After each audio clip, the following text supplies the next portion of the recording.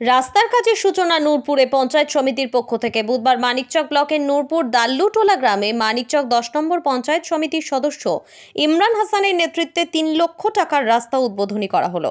দাল্লুটোলা গ্রামের জামে মসজিদ থেকে মেন রাস্তা অবধি। ইমরান হাসান বললেন, দাল্লুটোলা গ্রামের মানুষের দীর্ঘদিনের দাবি ছিল এই রাস্তা। দাল্লুটোলা গ্রামের মানুষ রাস্তা পেয়ে খুব আনন্দিত। এই রাস্তা উদ্বোধন করলেন 10 নম্বর পঞ্চায়েত সমিতির সদস্য ইমরান হাসান সাহেব। সব উপস্থিত ছিলেন দাল্লুটোলা বুথের গ্রাম পঞ্চায়েতের 2 মেম্বারের প্রতিনিধি শেখ জহুর ও শেখ মিস্টার সহ উপস্থিত ছিলেন দাল্লুটোলা গ্রামের বিশিষ্ট সমাজসেবীগণ। Bureau report RM Bangla.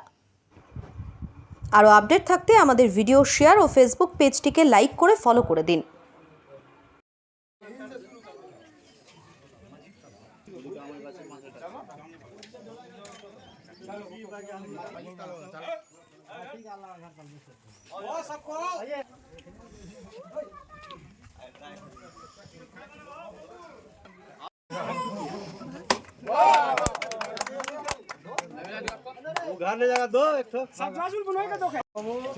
আজকে আমাদের 10 নম্বর পঞ্চায়েত সমিতির দাল্লুটোলা, পেঁয়াজটোলা এবং ফকিরটোলা মিলিয়ে যে বুথ রয়েছে, সেই বুথে পঞ্চায়েত সমিতির পক্ষ থেকে 15 ফিনান্সে 3 লক্ষ টাকার রাস্তা উদ্বোধন করা হয়েছে।